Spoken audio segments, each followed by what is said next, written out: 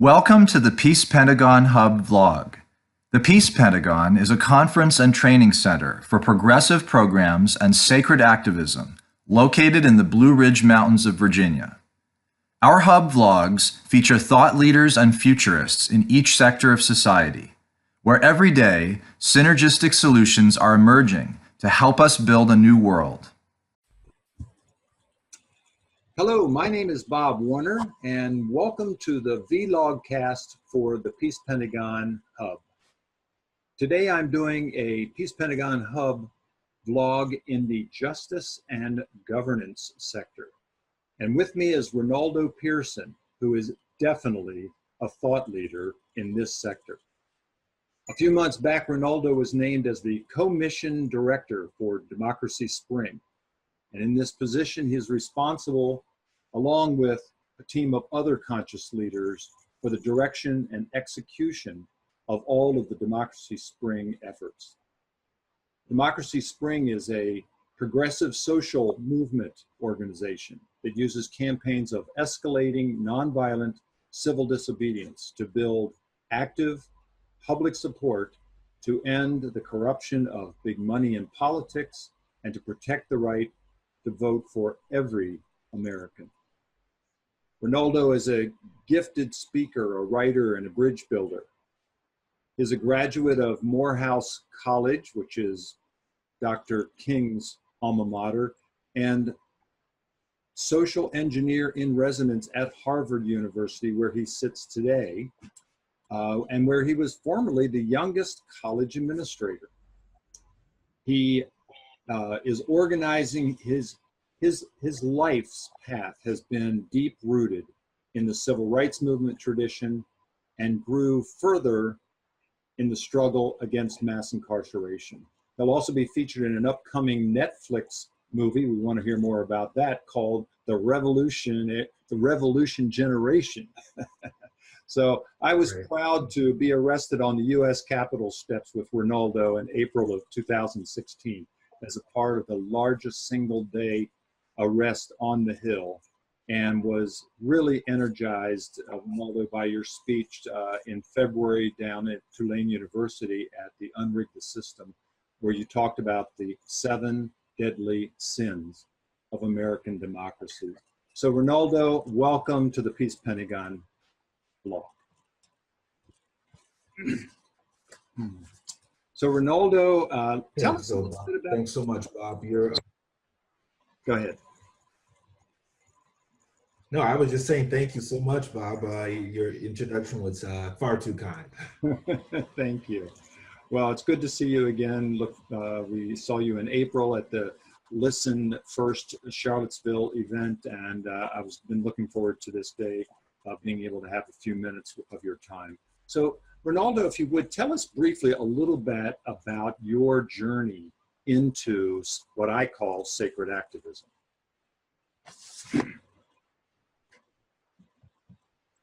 Well, yeah, it's been quite the journey, following what John Lewis calls the spirit of history.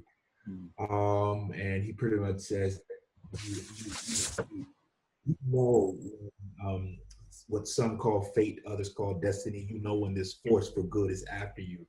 You have no choice but to surrender to whatever role history chooses for you.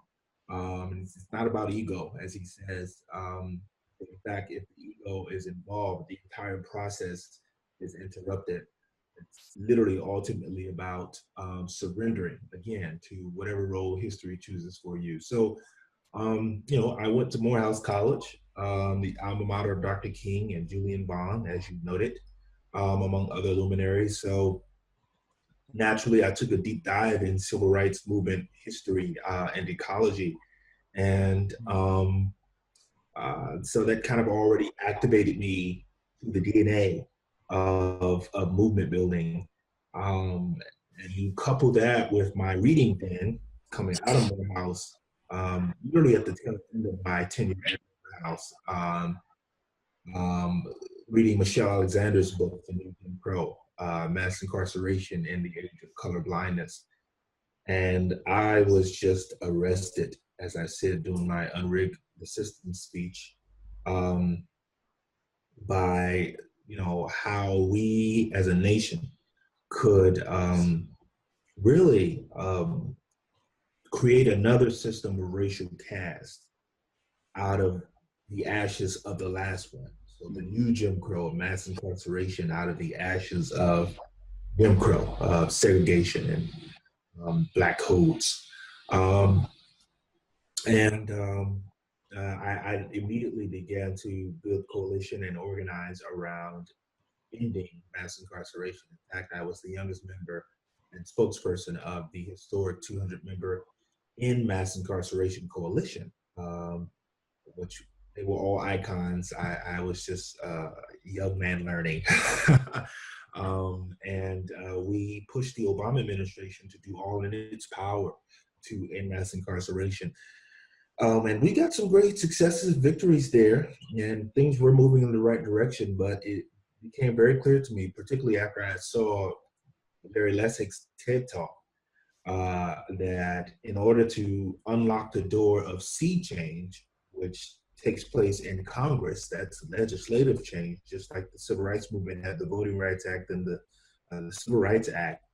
In order to get that type of sea change, that legislative sea change, we needed to rein in on fixing our democracy, specifically campaign finance reform, where the Congress members were and still are spending the lion's share of their time, 37% of their time, fundraising for reelection and kowtowing in the process to the smallest or tiniest slice of the 1%. So that's what brought me to Democracy Spring. And you spoke of this, historic April 2016 campaign where we organized the largest act of American civil disobedience this century at that point, with over 1,300 arrests. So that's what brought me to this point. And since the 2016 election, it has highlighted for me and underscored how broken our democracy is. And it's not just campaign finance reform, but it's what I call those 7 deadly sins of American democracy. Wow. Wow. Well, it indeed has been a journey, and the country is blessed to have you and others that are working with you being a part of what is going to be a sea change. There's hope in all of this. From your perspective, what are the most significant issues that are facing our society today? How would you put that into a few paragraphs to say, if somebody's sitting on the couch and not paying attention and not voting because they don't think the system is even listening to them, what would you tell them are the biggest issues that face us today? And what are the best ways to face those challenges for every American?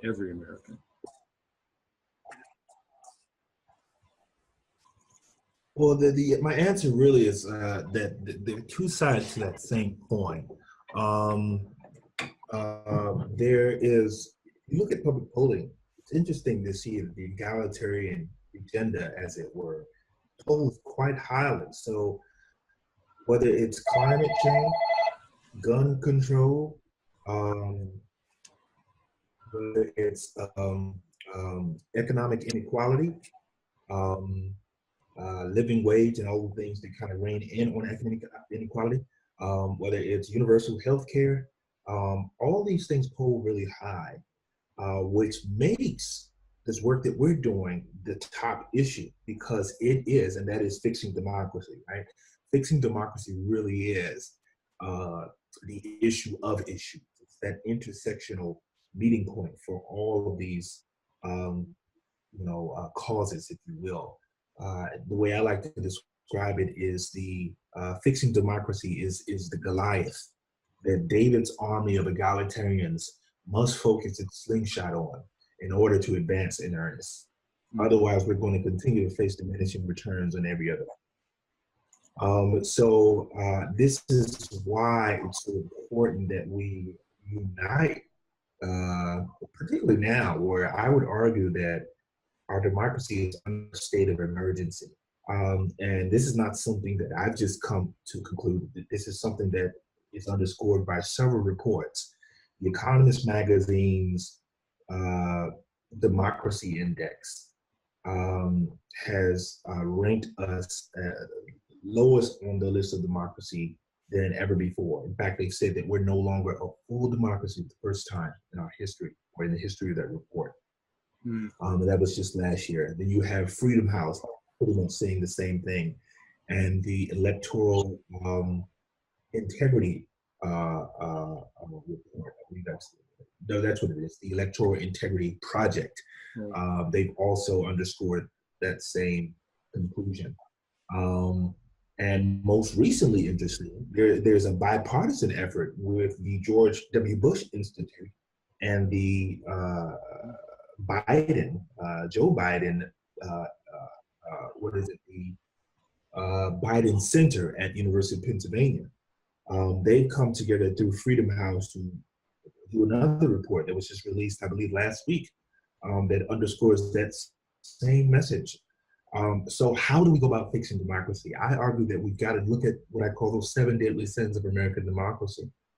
And when we do that, will bring us to a point where every American feels like their voice is being heard, and the public trust in our institutions is restored. And that's the main factor that economists points out as to why we're no longer a full democracy. They say that there's been an erosion in trust of our public institutions. Well, let's look at those 7 deadly sins. Voter suppression, right? Where we've had 99 bills in over 30 states introduced to restrict voting rights, and this is despite the backdrop of us being, having, I should say, internationally low voter turnout. So we should be making it easier to vote, not harder, given that fact. And then there's voter erasure or purging, where we have an issue of an estimated 1.1 million folks purged from the rolls, disproportionately Black and brown. This is unprecedented, right? And that alone has tipped the scales. If you look at the purge list, Arizona, North Carolina, and Michigan alone, those were the 3 states with purge lists of in the hundreds of thousands, where Trump's margin of victory was in the tens of thousands. And that tipped the scales and gave him the 40 plus electoral votes needed to cruise past the victory line. So that's voter suppression, voter suppression or purging. Then you have felon disenfranchisement, where folks who've already served their time are barred from the right to vote for life. That's a huge stain on our democracy.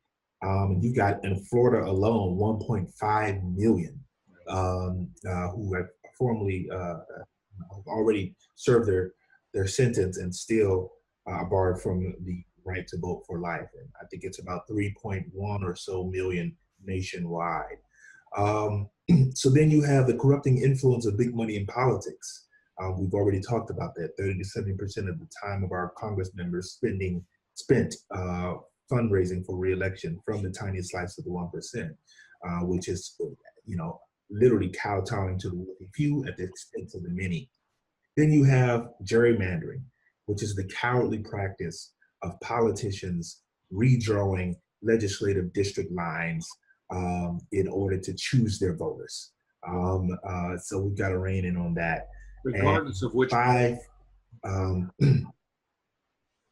say regardless of that's right. You've got both parties.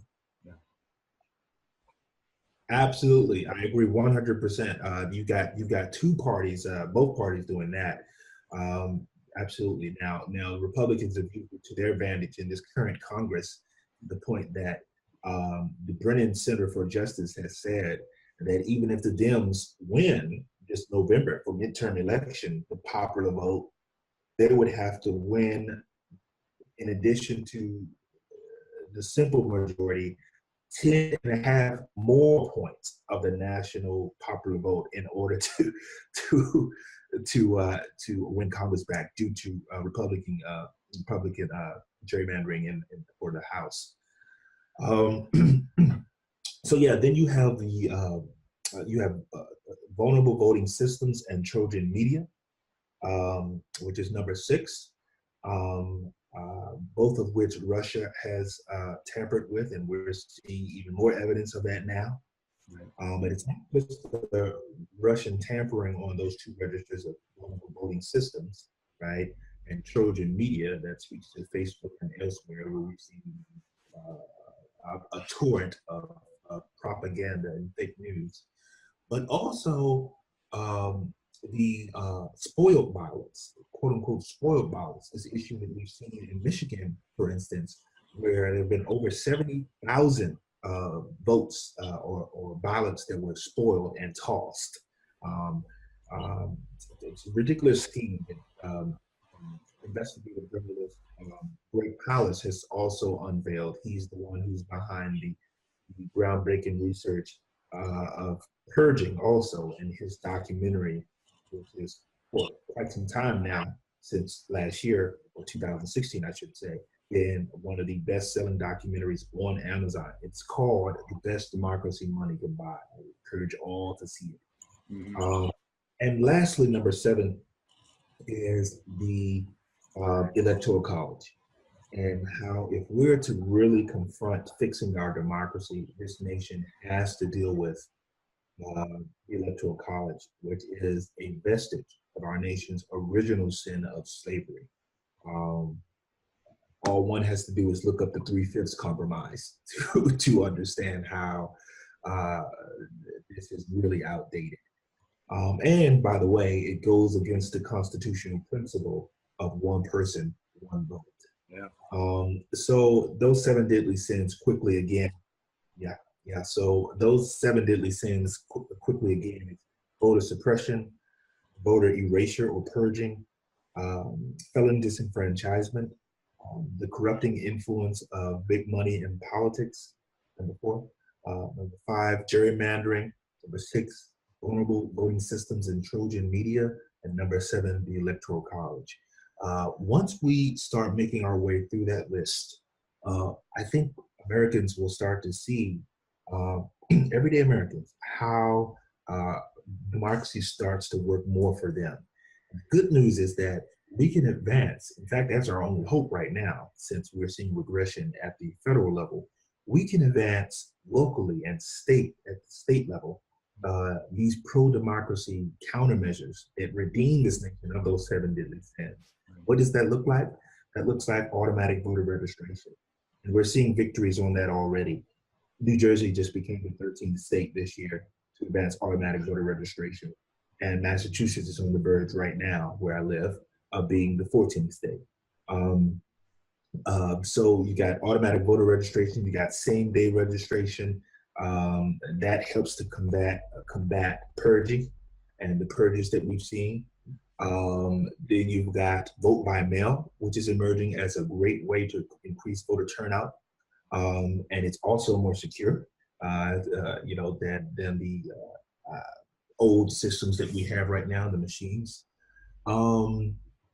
You've got ranked choice voting, which is just emerged in Maine, first state to pass this, which helps to rein in on the Electoral College. It also renders viable third parties, which are not viable right now with the current system that we have that favors the 2-party system. Right. And it also increases turnout in government, among other things.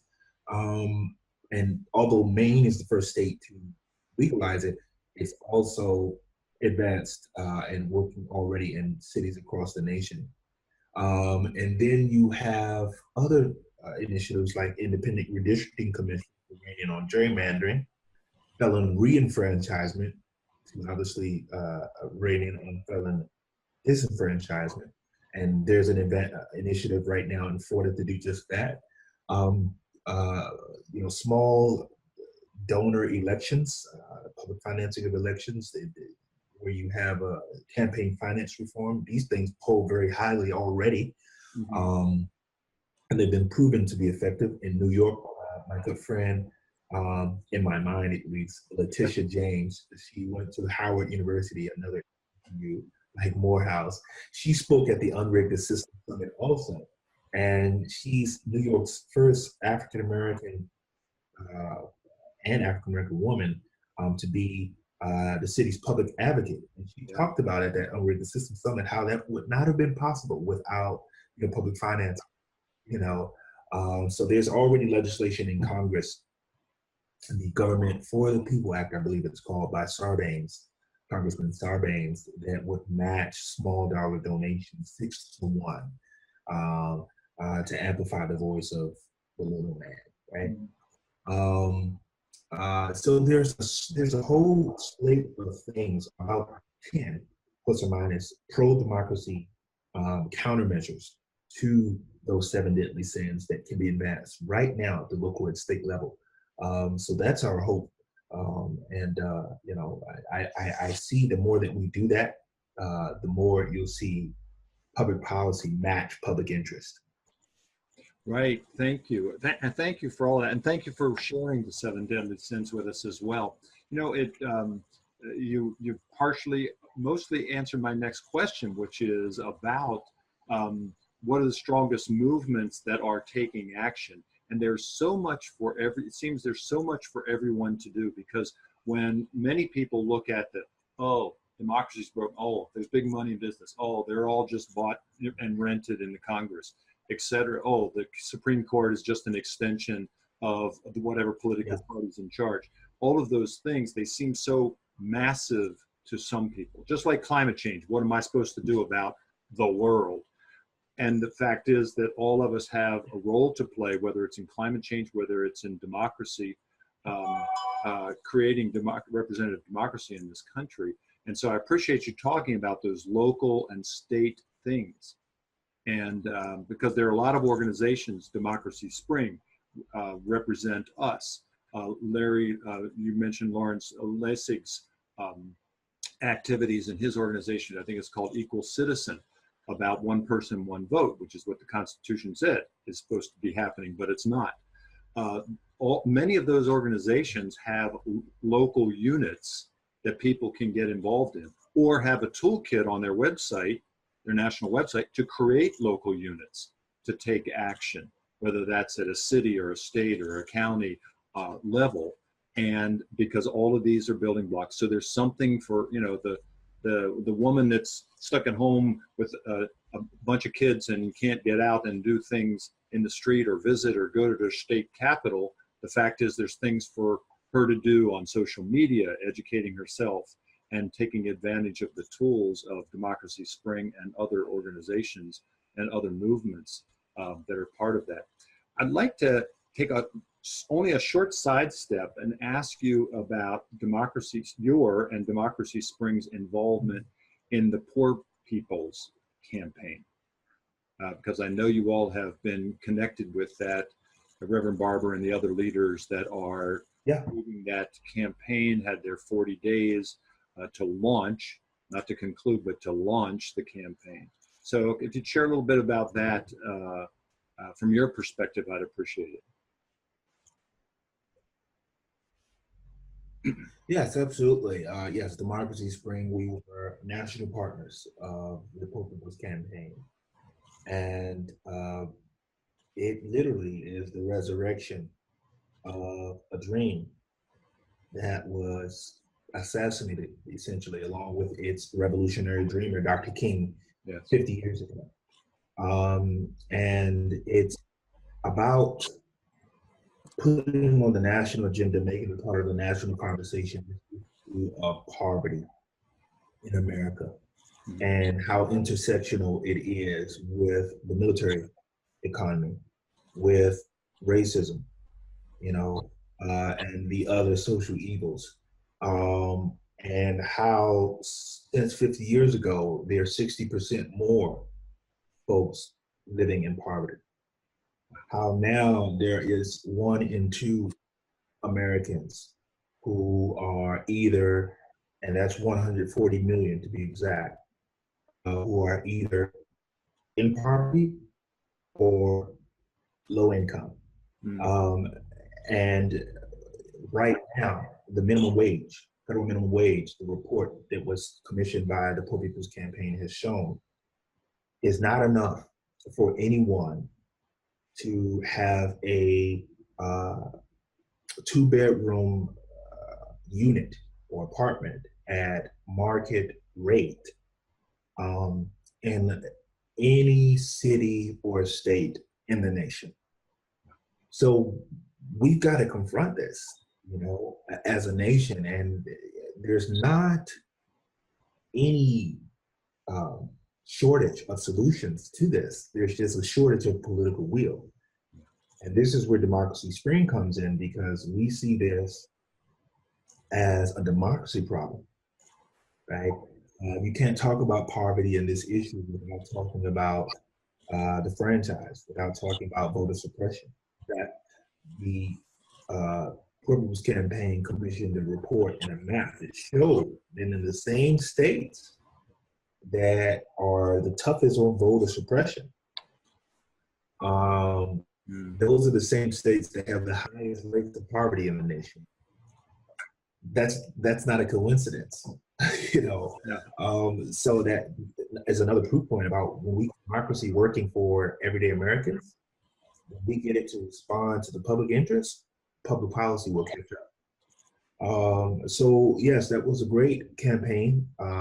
Helped them to break our record of the largest campaign of civil disobedience this century. Although we still hold the record for single day, right? Over the several days that we had it.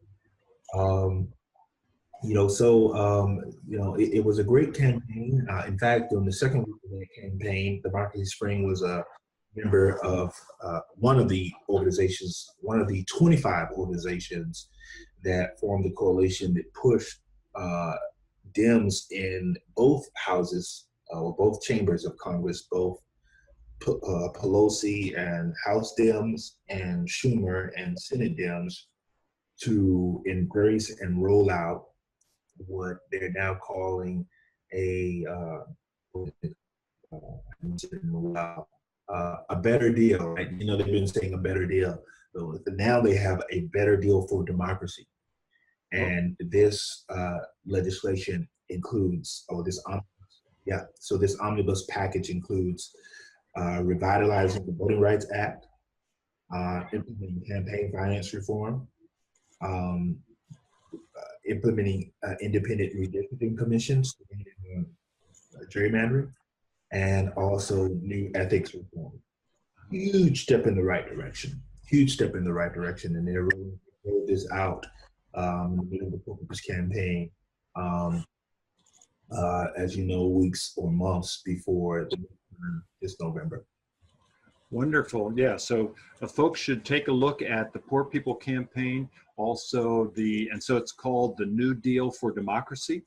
So I'm sure there's information there that people can do research on as well and find their place in that work.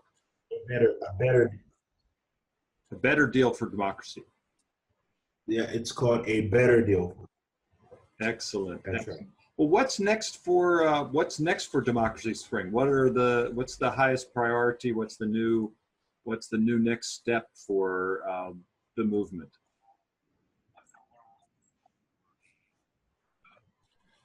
Well, Bob, I'm glad you asked. There's some things we're still working out the details of, but I can say this: I'm serious about making sure we're clear where we stand, particularly after what some are calling the Treason Summit in Helsinki. Right. This nation is under a state of emergency with regard to our democracy. Yep. And we need to be crystal clear about that. And since we're seeing the regression at the federal level, we've got to step up as patriots to save our democracy. If our federal government does not want to respond to the threat we're seeing on our democracy, foreign and domestic, then we as patriots have to step up, put our bodies on the line, and get into what John Lewis calls good trouble. So I've already listed some of the countermeasures, right, to those things, to the extent that we can mobilize to advance at the state level and model what we see out of Harrisburg. March on Harrisburg, which grew out of Democracy Spring. I was just with them to help them to do civil disobedience around reining in on gerrymandering and implementing new independent redistricting commissions. These are the types of things we've got to see across the nation. But there's also, some activity that we've got to see at the national level in terms of the Hail Mary chance that we have of stopping, say, a Supreme Court nominee, right? There's a long history of jurisprudence in this nation that says that you can't be your own judge in a case. So for a president who is the subject of criminal investigation to then be able to choose his own judge for a case that might make the Supreme Court, when this judge nominee is on record for saying president should be above indictment, strikes me as a conflict of interest, let alone the fact that this president came to power illegitimately through voter erasure and purging that tipped the scales for his election. So look out for where Democracy Spring stands on these matters. Good. And by the way, we're in talks. Absolutely, I should thank you, and I should add that there are conversations that are being had now about how we reach an inflection point with broad-based coalitions. We've got to realize that the challenge we face right now is unprecedented, and if we're seeing unified regression at all three branches of the federal government, we've got to unify as movement builders to operate to the extent possible from the same page. Because us being divided and us having our attention diverted, it doesn't serve us in the end. It serves the other side. Yep, keeps the status quo moving. Well, I have to ask you the last question. When are we going to see the Revolution Generation movie on Netflix? Yeah, that's coming out in October this year. October. Right before the Perfect timing, and we'll look forward to sharing that widely, as you might expect. So we'll need to wrap up today. And thanks so much. Renaldo, it's been really a joy and a pleasure to explore the justice and governance sector with you today. And we just really thank you for your personal commitment to representative democracy in this country. Your leadership is very much appreciated in this movement, in the Democracy Spring organization, as well as the shadow that it casts to many other organizations and those that are also desiring a representative democracy and looking for their way to take their part of this task. So for those that are interested, please go to democracyspring.org. You'll find information there about the organization, its mission, its purpose, its future activities, its past activities. And Renaldo, we just have to thank you very much and look forward to seeing you in the streets. Absolutely, brother. Thanks so much. We're always in solidarity. Thank you. Have a wonderful day. We hope you enjoyed this week's vlog. To learn more about the Peace Pentagon Hub, visit peacepentagon.net. And if you're interested in living with other cultural creatives, check out the Valley of Light micro-community at the Oracle campus in Independence, Virginia. To learn more about the Valley of Light, visit our other website, theoracleinstitute.org.